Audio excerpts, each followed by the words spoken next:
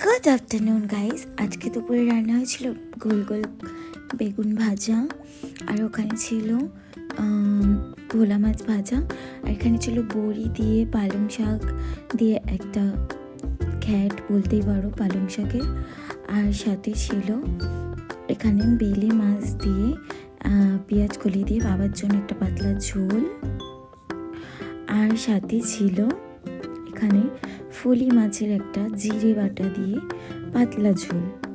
কে কে ফলি মাছ খাও? ফলি মাছে কিন্তু অনেক কাটা, জানো তো।